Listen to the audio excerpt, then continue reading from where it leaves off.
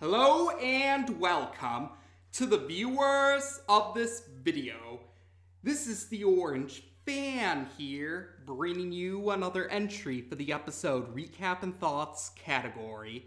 This video will be dedicated to the Funimation dub of episode 60 of Dragonball Super.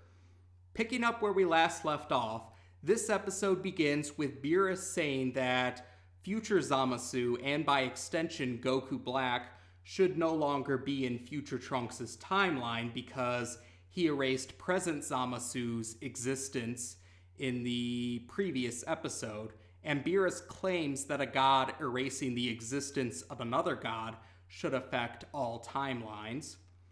Future Trunks, however, is still hesitant to believe Beerus' claims because in his experience, what happens to a character in one timeline doesn't have any effect on that character's alternate timeline counterparts.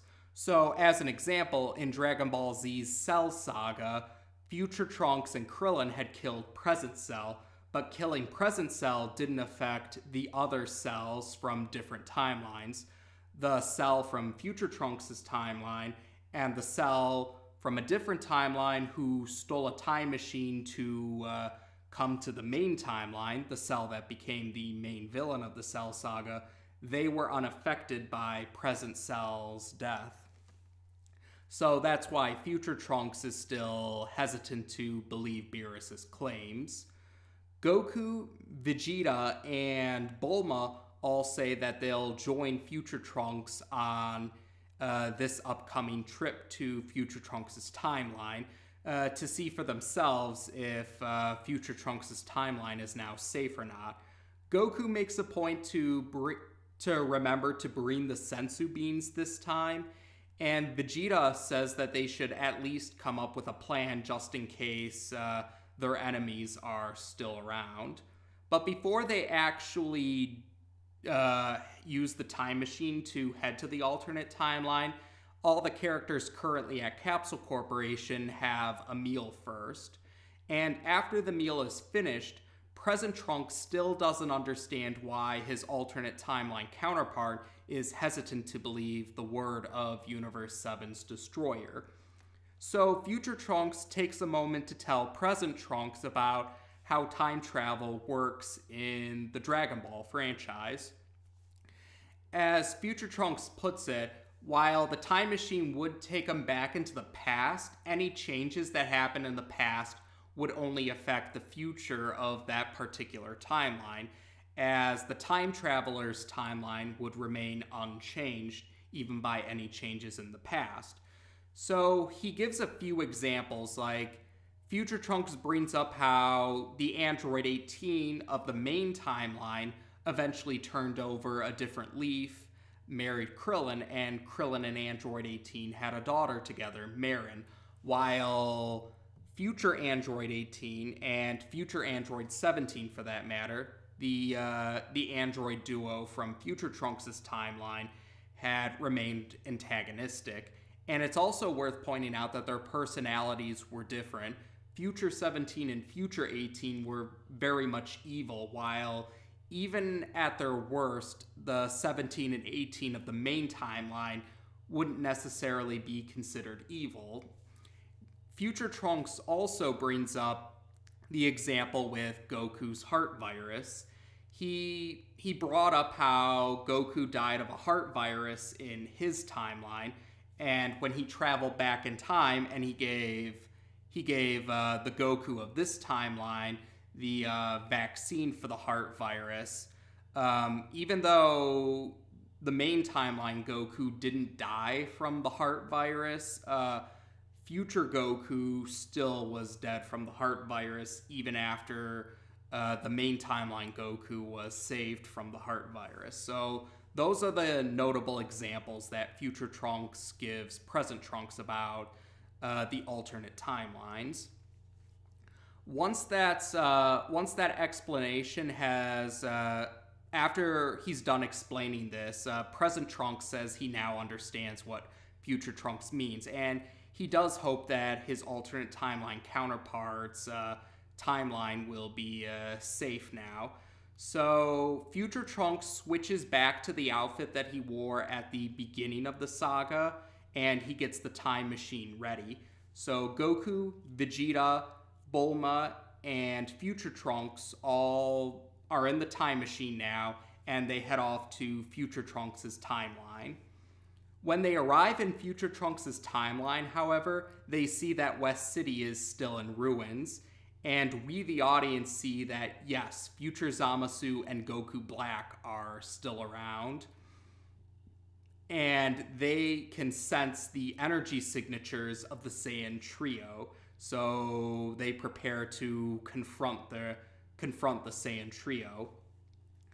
So the four characters head underground, and they're able to reunite with the human refugees and the human resistance. But they all see that Future Mai is only barely hanging on to life. So Future Trunks is able to save Future Mai's life with a sensu bean, but he also combines the sensu bean with a kiss. And Goku says that he's never kissed Chi-Chi before after he sees Future Trunks kissing Future Mai, and Vegeta is baffled by this. But after Future Mai's life is saved, and Bulma gives the refugees and the human resistance a container of capsules that contain supplies and food, so to help them out still during these hard times. But the Saiyan trio can sense the villainous duo of Goku Black and Future Zamasu approaching. So the Saiyan trio go off to confront the villainous duo. And Future Mai, Bulma, and some members of the human resistance are watching the confrontation that's about to happen. They watch this from a safe distance, relatively safe distance anyway. So the Saiyan trio confront Goku Black and Future Zamasu. And Goku says that they know the truth now. They know that Zamasu had slayed Gowasu to steal the title of Supreme Kai, so he could use the time rings to make consecutive wishes on the Super Dragon Balls. And Goku says they know about how Future Zamasu had wished for invincibility and also wished for a clone of Goku to act as his servant. And I'm paraphrasing here. These aren't his exact words. It's just paraphrasing. But Goku Black's response to these claims are along the lines of, "You think I'm a copy of you? Oh, you are quite mistaken, Goku. This is the genuine body of Goku, but what's different is the soul that resides within this body, and that is the soul of Zamasu." So the episode ends with the revelation about the truth about Goku Black. Goku Black is actually an alternate timeline version of Zamasu's soul in an alternate timeline version of Goku's body. And this happened because that timeline's Zamasu had wished to switch bodies with Goku on the Super Dragon Balls, and he eliminated that timeline's Goku after the wish was made. And like I said, that's how we end the episode. So here we are. We have ourselves mostly a breather episode, but it ends with a very big revelation. But first, let's talk about some of the earlier parts of the episode. So the main thing is, from the earlier part of the episode anyway, is Future Trunks telling present Trunks about how time travel works in the Dragon Ball franchise. And this is actually pretty helpful for people that, at least for some viewers, for the people who might still be confused about how time travel works in the Dragon Ball franchise. And maybe longtime fans I'm sure longtime fans figured out how the time travel works, but for relatively newer viewers, that could still be a little confusing. Like, to give you a frame of reference, some of my relatives were watching along. They're watching Dragon Ball Super along with me as we're watching it on Toonami, and they also were watching Dragon Ball Z Kai on Toonami as well. And they still didn't quite understand why Future 17, Future 18, and Future Cell was still around, even though, they didn't understand why Future Trunks' timeline remained unaffected, even though changes were made in the past. So this episode seemed to really help those relatives of mine. It seemed to help them understand how time travel works within the Dragon Ball franchise better. So I think that was helpful. Like, even though I figured out how the time travel works in the Dragon Ball franchise after watching the franchise for so long, and I'm sure longtime fans also know it, I still think it was helpful for the sake of those who might still not fully understand how time travel works within the Dragon Ball franchise. Because, true, there is no set rules for time travel in real life, because, at least as far as we know, it hasn't happened in real life yet. And I also think of it as similar to the timeline of a very notable video game franchise. I'm sure some of you know which video game franchise I'm talking about, but there is a timeline that branches off into alternate futures. That's similar to how you can look at the time travel of the Dragon Ball franchise. That's what I compare it to, at least for me, that's what I compare it to. But I digress with that. So now the other thing is this one, the whole Goku doesn't know what a kiss is. That apparently caused a lot of, that raised a few eyebrows apparently when that episode first aired back originally, when it first aired in Japan. And a lot of people were kind of baffled by that, because it's like, well, Vegeta kind of pretty much set the question everyone, or a lot of people were wondering. It's like, you have two kids, Kakarot. How do you not know what a kiss is? And some fans have wondered maybe Goku just didn't understand why Future Trunks used a senzu bean and a kiss together. Or some fans wonder maybe Goku was just confused by Future Trunks giving Future Mai the senzu bean through a kiss. And it was just a misunderstanding, but others think, no, Goku just doesn't know what a kiss is genuinely. And some fans believe that kind of makes... They think that's an example of how Dragon Ball Super might have exaggerated Goku's characteristics a bit. Like, it's been said that Dragon Ball Super is supposed to be closer to Goku's intended characterization, the characterization that Akira Toriyama intended for the character. Because in the anime for Dragon Ball Z, more so in the dub, but even in the subbed version, Goku's more heroic qualities was played up a little more, but... Even looking at the manga still, Goku does have his moments of heroic moments. And, well, some fans argue even in the manga, Goku isn't necessarily dumb, just naive. But, some people think that this might have exaggerated Goku's from naivety to stupidity. That's been a pretty intense debate among some fans, to say the least. But... let's put that aside now. Let's focus on the big revelation at the end. So the Goku Black mystery comes to an end. Goku Black is Zamasu after all, just a different timeline. So there's three Zamasus that we've seen. There's the one from the main timeline who ended up becoming a big bad wannabe. Then there's Future Zamasu, who has an invincible body now, and he's in an alliance with Goku Black. And now we know Goku Black is a third Zamasu, one who used the Super Dragon Balls to wish for Goku's body as his own. So they swapped bodies. So that brings Ginyu's body swap ability to mind. Except unlike Ginyu, Goku Black actually succeeded in permanently taking Goku's body as his own, because... Goku was still alive after Ginyu swapped bodies with him, although he was gravely injured, but Goku eventually got his body back. But here, no, this third Zamasu managed to get away with stealing Goku's body, and he got rid of that timeline's Goku as well.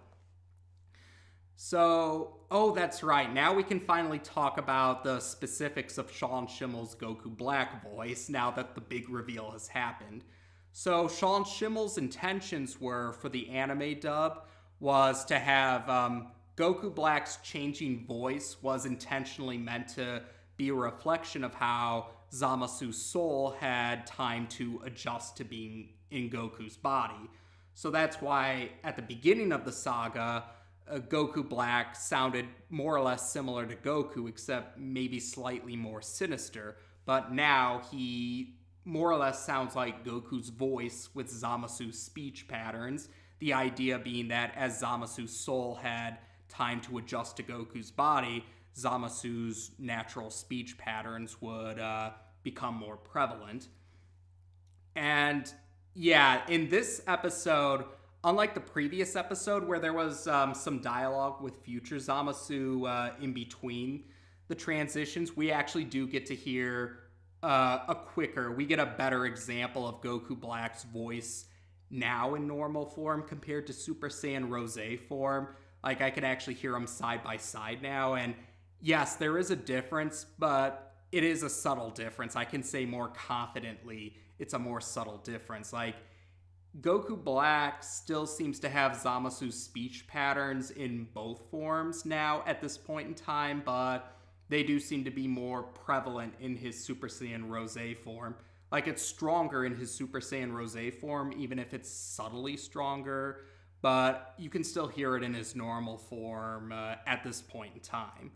Now, Sean Schimmel's reason for that is his idea was that Zamasu's speech patterns would be more apparent in Super Saiyan Rose form because he interprets that as more of Zamasu's power is being channeled by Goku Black when he's in Rose form, so Zamasu's presence would be more prevalent in the Super Saiyan Rose form. And a lot of fans, or at least a vocal minority of fans, hard to tell really, but some people were not happy about that answer, and they accused Sean Schimmel of just making up an explanation. And it kind of led to a very intense moment, to say the least. But looking at the manga for Dragon Ball Super, I actually think there's some merit to Sean Schimmel's sentiments. And that's because, I mentioned this before, Super Saiyan Rose is actually Super Saiyan Blue, because remember, the formal name is Super Saiyan God Super Saiyan, but that's a mouthful to say, so the characters and the fans just call it Super Saiyan Blue for short. But yeah, Super Saiyan Rose is Super Saiyan Blue, just with a different hair color. And at least in the manga, the explanation that was given, at least it was future Zamasu's guess, but we really have no reason to think otherwise. But essentially, according to the manga, Super Saiyan Rose, the Super Saiyan God Super Saiyan form has pink hair for Goku Black instead of blue hair like Goku, Vegeta. Yeah, like Goku and Vegeta have blue hair, Goku Black has pink hair. But the explanation that was given was that because Goku Black is a divine being, because he's Zamasu's soul in Goku's body, and Zamasu is a divine being, so yeah, the idea being because Goku Black, Zamasu is a divine being. The divine energy, his hair comes out as pink because he's a divine being, whereas Goku is a mortal who's simply using divine energy. So, and the reason I bring that up too is because, yeah, you essentially use divine energy to become Super Saiyan, God Super Saiyan. So, because Goku Black is a divine being in his soul, and he powers up to Super Saiyan Rose, I can see where Sean Schimmel was coming from about saying more of Zamasu's power is being channeled in the Super Saiyan Rose form, because it's the divine energy of the soul of a divine being. So Personally, I don't mind Sean Schimmel's explanation for why Goku Black's voice changes slightly. And like we saw in this episode itself, the change in voice was pretty subtle. It wasn't a vastly different voices like it was in the video game. So I personally don't have a problem with Sean Schimmel's explanation. I think there's some merit to it. And I do think that some people, I don't agree with some people saying he just made it up for no reason. It's just it's just Sean Schimmel doing his own take on the character. And that's really no different from how Masako Nozawa does her own spin with the character as well compared to the manga. Like in the sub version, Goku has what you'd call a hick accent, or at least the Japanese equivalent of a hick accent. And that was Masako Nozawa's own creative choice for the role. So I do find it seems a bit unreasonable for some fans to be like, oh, it's bad if Sean Schimmel does his own take on the character, but it's okay if Masako Nozawa does her own take on the character. And yeah, but that's getting into a whole other debate, opening up a whole other can of worms. But bottom line is, I think Sean Schimmel does very well with Goku Black. I liked how he handled the character. And the difference between the video game role to here actually shows a great deal of the progress that they made. And that's why I have a lot of respect for the Funimation cast, because most, if not all, of the Funimation cast got their start as voice artists through the Dragon Ball franchise, and they've been improving ever since they first started. Like, the dub for regular DBZ and DBZ Kai especially make that improvement and time and experience. It shows that improvement very clearly. So that was kind of a tangent, but I personally don't have a problem with Sean's take on Goku Black, and I don't think that his reason was completely made up, as some people might claim. I think there's some merit thanks to what the manga said, and like I said, I think I can appreciate his own creative choices for the role. So otherwise, there we go for now. As of this video, we've now discussed the Funimation dub of episode 60 of Dragon Ball Super on this channel. Take care, and until next time.